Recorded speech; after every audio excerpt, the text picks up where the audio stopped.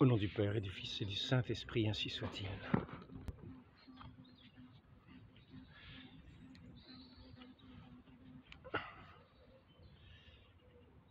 En ce samedi du mois d'août,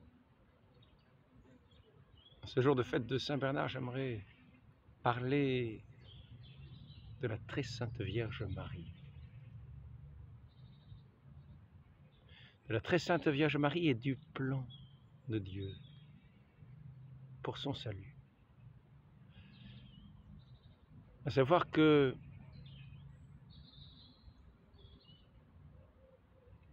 ce salut des hommes n'était pas simplement inscrit dans le plan de Dieu,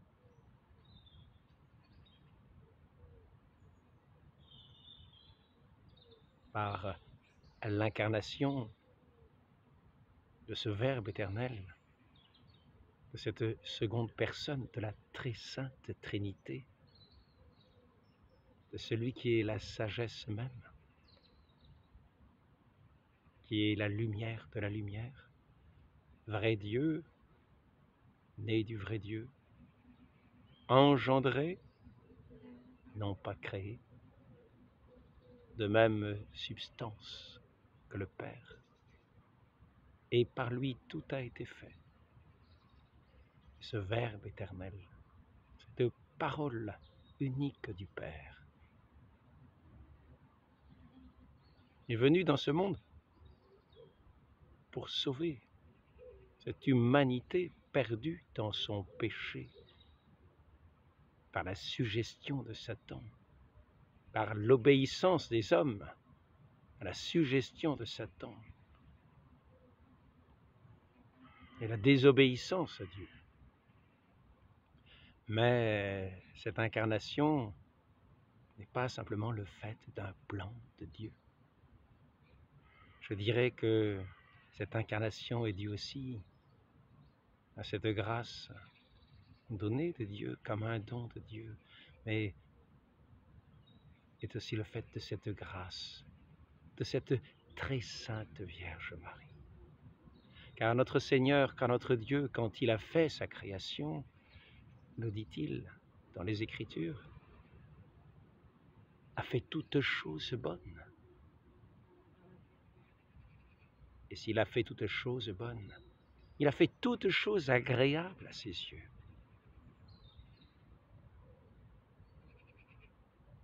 Et ainsi notre Dieu aussi, peut-on dire, se complaît dans sa création. Il se complaisait dans sa création, qui était tout entière bonne, du premier des anges, jusqu'au moindre vermisseau, jusqu'au dernier grain de poussière, jusqu'au moindre atome. Toute chose, est-il dit, a été faite par lui. Rien n'a été fait sans lui et tout était bien fait. Il a fait toutes choses bonnes, ce Dieu qui est toute bonté. Et ainsi, il y a eu cette perversion du péché, un peu semblable comme ces ouvriers de la première heure, qui vont grogner après leur maître, parce que les ouvriers de la dernière heure sont payés aussi bien qu'eux, et ils regardent cela d'un mauvais œil. Et le maître de la vigne dit, « Pourquoi me regardez-vous d'un mauvais œil ? Parce que je veux répondre à ma bonté à chacun, selon ce qu'il me plaît, car je me plais dans la bonté, car je suis bon. S'il me plaît de faire du bien à ces ouvriers qui sont venus après vous, je n'enlève rien à ce que je vous ai promis. Je vous donne votre dû, ce que je vous ai promis de vous donner pour votre travail. Ainsi, vous ne subissez aucun préjudice. Mais s'il me plaît d'être bon avec les derniers, comme je suis bon avec vous, pourquoi me regardez-vous d'un mauvais œil ? Et c'est ainsi que dans ce ciel, nous avons vu cet astre parmi les anges, cette lumière est parmi les anges, cette lumière peut-être plus lumineuse que les autres s'est trouvée attaquée dans sa dignité quand il a été question de l'incarnation du Verbe de Dieu se faisant homme.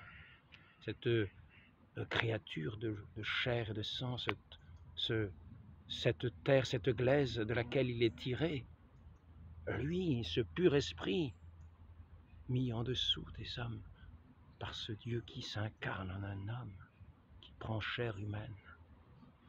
Mais après la perte de l'humanité, comme il est dit, il sera mis une inimitié entre la femme et le serpent, c'est-à-dire ce plus rusé des animaux, mais dont Satan avait pris la forme.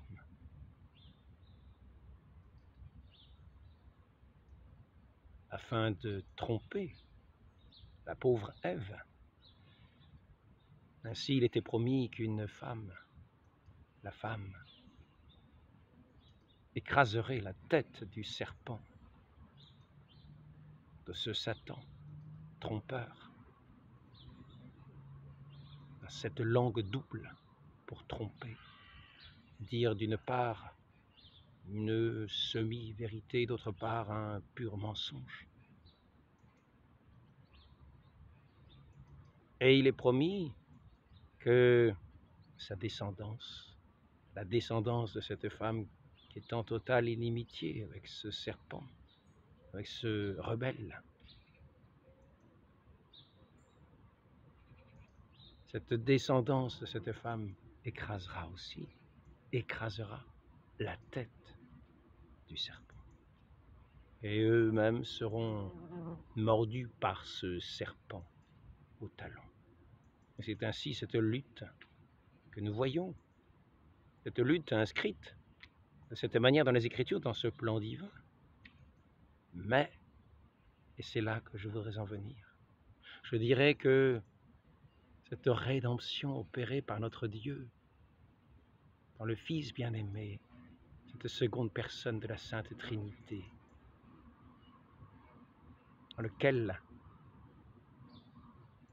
auquel nous devons notre salut, auquel nous devons rendre grâce, auquel nous devons d'avoir été créés, que nous devons adorer, dans lequel nous contemplons le Père lui-même, lui qui est la sagesse et le Verbe du Père. Cette incarnation était donc inscrite dans ce plan divin. Cette rédemption était inscrite dans le plan divin, mais je dirais ce matin qu'il y avait aussi la très sainte Vierge Marie. Cette très sainte Vierge Marie qui a su plaire particulièrement à son Dieu par sa pureté, par sa grâce, par sa beauté, elle qui était comme sortie de ses mains de Dieu, par sa prière ardente, par ses supplications, par sa grande piété, par son grand amour qui emplissait son cœur, par cette charité.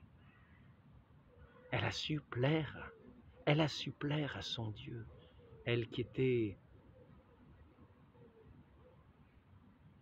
l'épouse, cette épouse du Saint-Esprit conçue sans péché.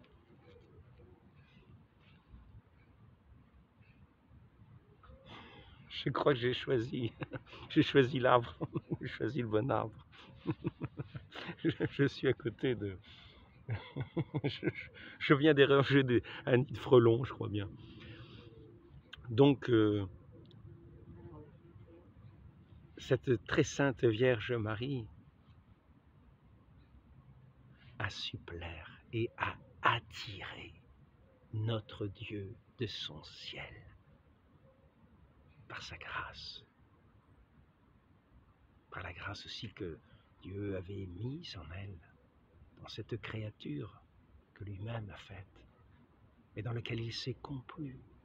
Et dans les prières, on su attirer ce cœur de Dieu pour le faire s'incarner en elle, pour la faire se rendre la mère du Verbe éternel.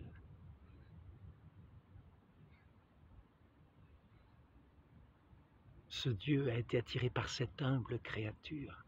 Il s'est penché sur son humble créature, sur cette très humble Vierge Marie.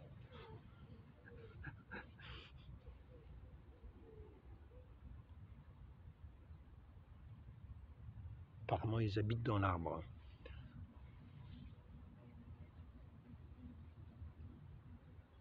Et c'est ainsi qu'il nous faut considérer aussi que ce salut, d'une certaine manière,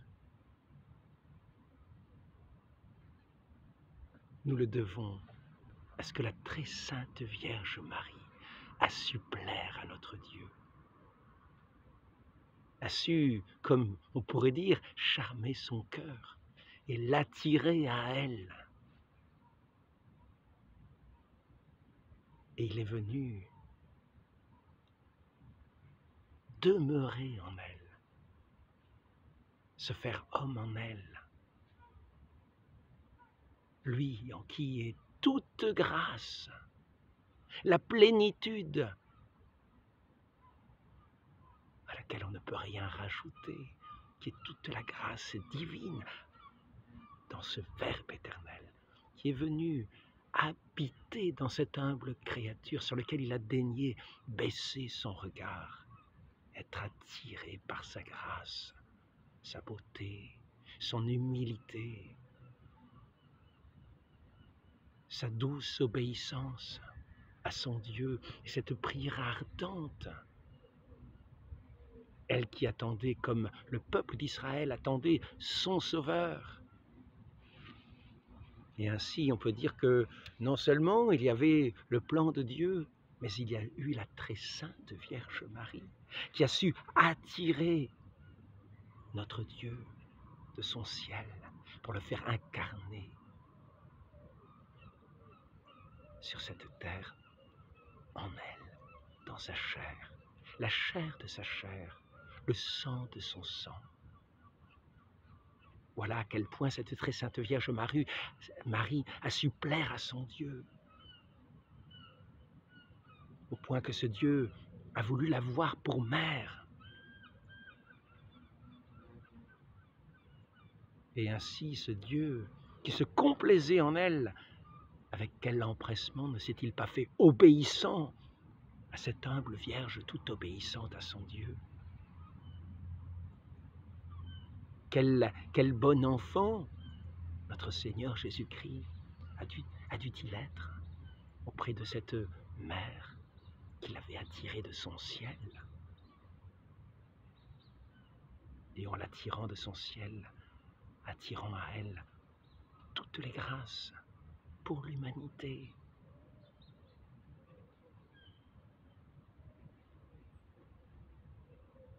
Et croyons-nous que l'attitude de cette très sainte Vierge Marie a été moins plaisante à son Dieu quand ce Dieu a grandi auprès d'elle en étant devenu enfant, né de son sein très pur? Croyons-nous qu'elle lui a été plus désagréable? Non! Cette très sainte Vierge Marie a toujours charmé le cœur de cet enfant, de notre divin Maître, notre Seigneur Jésus-Christ, vrai Dieu, qui s'est fait homme, par cette grâce toute divine, qui a su tant plaire au cœur de Dieu, cette grâce de la très sainte Vierge Marie,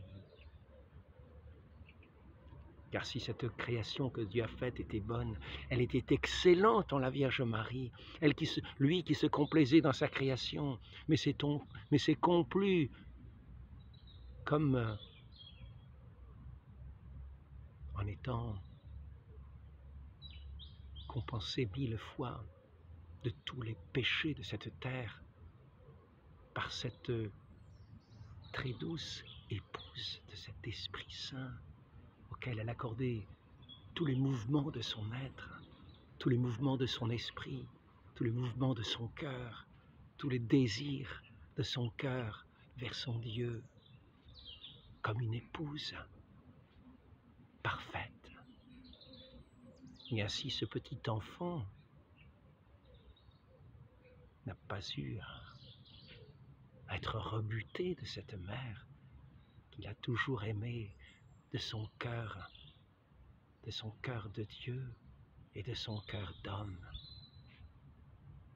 comme sa tendre mère, cette pure créature. Et ainsi, dans toute sa vie, dans tous ses faits, dans tous ses gestes, cette très sainte Vierge Marie avait cette grâce de plaire à son Dieu, non seulement au Père éternel, qui la considérait aussi, non seulement au Saint-Esprit, qui habitait, qui demeurait en elle, qui s'est reposé sur elle, et par lequel a été conçu ce divin enfant, notre Seigneur Jésus-Christ. Et ainsi, toute sa vie, jusqu'à sa mort sur la croix, cette Sainte Mère se trouvait comme cette bonne mère qui a accompagné son enfant toute sa vie, jusqu'à cet ultime sacrifice pour le salut du monde. Et on peut dire, attirée par la Vierge Marie, cette humble servante du Seigneur.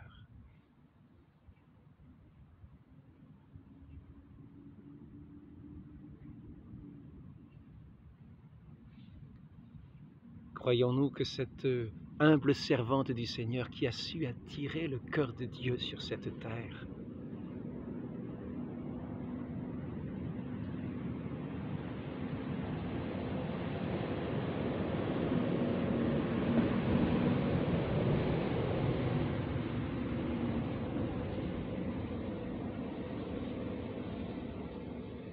ne mérite pas cette couronne des mains de son Dieu dans le ciel, au milieu de cette cour céleste. Elle, qui,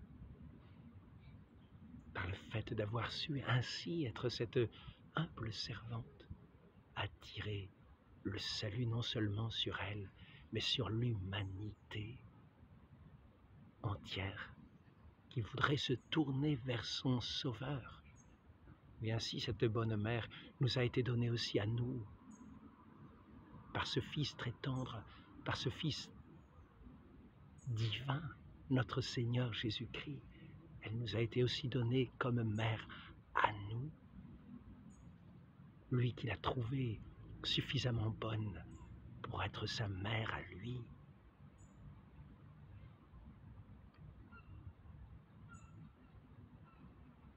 Nous pouvons rendre grâce à Dieu de nous avoir donné cette si bonne mère comme notre mère. Et sachons avoir les attentions que notre Seigneur Jésus-Christ avait pour elle, qui a su attirer la grâce divine en elle pour ce salut du monde, qui a su attirer son Dieu du ciel éternel pour qu'il s'incarne en son sein, qu'il ait ce désir de venir s'incarner en elle, et ainsi par ses mains de répandre ses grâces au monde entier, ainsi qu'elle nous le montre quand elle apparaît, quand elle est apparue en 1830 à la rue du Bac, à cette sœur, à cette fille de la charité de Saint Vincent de Paul, Sainte Catherine Labouré, à qui cette bonne mère est apparue comme la mère aussi de cet enfant, de cette religieuse, assise sur un fauteuil, dans le chœur, là où était célébrée la messe, et guidée par un ange en pleine nuit, Sainte Catherine Labouré fut tirée du lit et conduite jusqu'à sa bonne mère. Et elle a pu, cette sœur, poser ses mains sur les genoux de sa bonne mère, qui lui parlait comme une mère, mais qui lui disait aussi les malheurs de ce monde.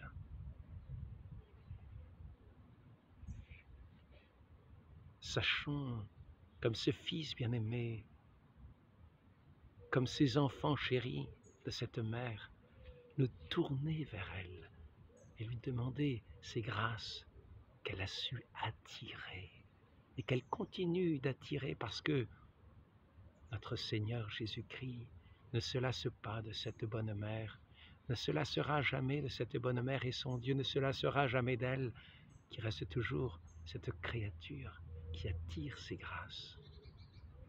Et il ne lui retirera pas ce titre d'être notre mère de la grâce. Demandons aujourd'hui à notre bonne mère, alors que nous sommes encore dans cette octave de l'Assomption glorieuse de la très sainte Vierge Marie au ciel, où elle a pu rejoindre son Fils bien-aimé, pour la plus grande joie du ciel tout entier. Demandons-lui cette grâce, nous aussi, de l'aimer comme notre tendre mère. Et ainsi nous plairons à ce Fils bien-aimé qui a daigné jeter son regard sur elle et venir en son sein pour l'avoir lui-même pour sa mère. Demandons cette grâce de l'aimer tendrement d'un amour tout filial,